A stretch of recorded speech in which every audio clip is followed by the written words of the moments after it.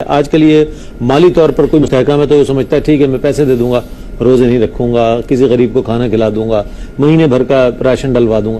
یہ جو چیزیں ہیں، یا پھر یہ کہ جیسے میں نے ابتدائی طور پر عرض کیا، جو معمولی سی چیزیں کھانے کے عادی لوگ جو ہوتے ہیں وہ سمجھتے ہیں کہ جناب چونکہ ہماری مجبوری ہے، تو یہ تو آزار نہ ہوئے تو اس کے لیے وعید کیا ہے؟ میں چاہوں گا اس پر بھی کچھ. نبی کریم صلی اللہ علیہ وسلم نے ارشاد فرمایا کہ جس نے ایک روزہ جان بوجھ کر چھوڑ دیا تو پھر اگر وہ ساری زندگی بھی روزہ رکھتا رہے تو اس کا کفارہ ادا نہیں ہو سکتا.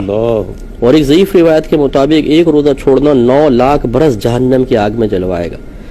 تو اس لیے یہ معمولی چیز نہیں ہے. اللہ تعالیٰ کی یہ حدود ہیں جو اللہ نے حدود اور قیودات قائم فرمائی ہیں. اگر کسی عام بادشاہ کے نو گو ایریا کے اندر اگر آپ داخل ہو جائیں تو آپ قابل گرفت ہوتے ہیں، آپ کو سزا ملتی ہے. ہمارے یہاں پر بھی جو فوجی ایریاز ہیں آپ اس کے اندر داخل نہیں ہو سکتے، آپ کو پکڑ لیا جائے گا، آپ کو جاسوس سمجھا جائے گا، آپ کو تشدد کر کے آپ سے گلوانے کی کوشش کی جائے گی، جو وہ طریقہ کار ہوتے ہیں. اسی طریقے سے اللہ کی بھی کچھ حدود ہیں، ان میں مطلب جرت مندانہ طریقے سے داخل ہونے کی کوشش کرنا اور اس طرح کے پھر ہیلے بہانے کرنا. اچھا میں نے یہ دیکھا ہے کہ دیکھیں نکاح جب ہوتا ہے نا تو یوں بیٹھا ہوگا دولہا، بالکل اس میں نہیں آبجیکشن کرے گا کہ یہ کیوں نہیں کر رہے وہ کیوں نہیں کر رہے، کیونکہ وہ زوجہ مل رہی ہوتی ہے نا وہاں پہ، تو وہ تو پورا نعت وہ جو قاضی خواہ ہیں ان کے اوپر دائرہ مدار ہوتا ہے جیسا فرمائے وہ رومال رکھے قبول ہے قبول ہے قبول ہے. اچھا اور اس قسم کے مسائل میں تعلیم شرع یہاں پر بھی نہیں ہے، لیکن یہاں یہ پیدائشی مفتی اعظم پاکستان ہے.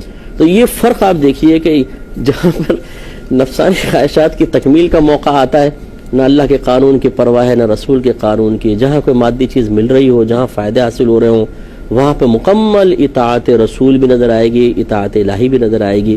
ہمارے مسلمان بھائی بہنوں کو اپنے نفس کی اس کیفیت کو سمجھنا چاہیے، چاہے خوشی ہو چاہے غم، چاہے کوئی چیز حاصل ہو رہی ہو چاہے کوئی شرعی حکم بظاہر ہمارے خلاف ہو، ہمیں ہر چیز کے اندر اللہ تبارک و تعالیٰ اس کے رسول کی اطاعت کو مقدم رکھنا چاہیے.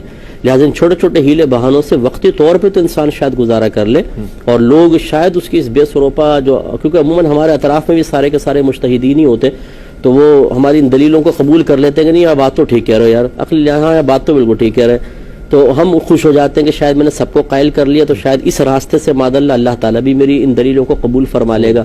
ایسا نہیں ہے، میدان محشر میں انسان شرمندہ ہوگا. تو جب تک اس میں استطاعت اور طاقت ہے اسے روزہ رکھنا ہی پڑے گا، فدیہ وغیرہ قبول ہی نہیں ہوگا اس کے بدلے میں. بلکہ یاد رکھیں کہ اگر کوئی ابھی روزہ نہیں رکھ سکتا، آئندہ زندگی میں رکھ سکتا ہے تو روزہ ہی رکھنا ہوگا، روزہ ہی رکھنا ہوگا. اس کو انتظار کرنا ہوگا صحت کا. اگر ڈاکٹر کہتا ہے کہ ابھی نہیں تو انشاءاللہ 5-6 سال بعد فدیہ دے بھی دے تب بھی روزہ رکھنا ہے اس کو. جی ہاں، وہ نفلی فائدہ نہیں نا، نفلی ہے وہ، تو وہ فدیہ نہیں ہے، وہ نفلی صدقہ ہے، وہ تو ویسے آپ دینا چاہے نہ دینا چاہے. ٹھیک. ہاں اگر آپ بالکل آخری سٹیج تک آ گئے ہیں یا آپ کو 5-6 سال آپ نے انتظار کیا کہ شاید صحت مل جائے، ڈاکٹر کہتے ہیں اب مجھے امید نہیں ہے کہ آپ کو صحت ملے گی، تو وہ فدیہ دے سکتے ہیں. تو میں گزارش کروں گا، اللہ تعالیٰ نے قرآن میں واضح طور پہ فرمایا کہ فَاسْأَلُوا أَهْلَ الذِّكْرِ إِن كُنتُمْ لَا تَعْلَمُونَ، اگر تم نہیں جانتے تو اہل علم سے سوال کرو. یہ نہیں فرمایا اگر نہیں جانتے تو انٹرنیٹ پہ بیٹھ کے سرچر بن جاؤ، جی میں ریسرچ کر رہا ہوں، ریسرچر بن گئے. ایک بہن نے مجھے کال کی، مفتی صاحب یہ اس میں طلاق ہو گئی ہے. میں نے کہا جی بالکل ہو گئی ہے اس مسئلے میں. کہا کہ لیکن میں نے تو ریسرچ یہ کی ہے انٹرنیٹ کے اوپر کہ طلاق نہیں ہوتی، پھر ریفرنس دینے شروع کیا سورۃ طلاق میں یہ ہے. میں نے کہا بہن میں تو آپ کے سامنے طالب علم کی حیثیت رکھتا ہوں، آپ مجھے گائیڈ لائن دیجیے، مجھ سے کہاں سیکھنا چاہ رہی ہیں آپ، انٹرنیٹ پہ تشریف فرماؤ.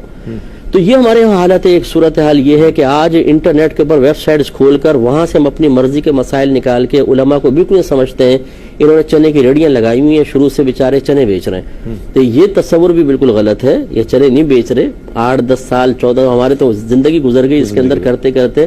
تو خلاصہ کلام یہ ہے کہ علماء سے معلوم کیا جائے، اپنے اجتہادات کو دخل نہ دیا جائے. یہ اجتہادات چونکہ قرآن اور حدیث کے روشنی میں نہیں ہیں تو رحمانی نہیں ہے. میں معذرت کے ساتھ یہ لفظ کہہ رہا ہوں کہ یہ شیطانی یا نفسانی اجتہادات ہیں جو، اور نفس اور شیطان کی اطاعت ہمیشہ جہنم کی طرف لے کے جاتی ہے، جنت کی طرف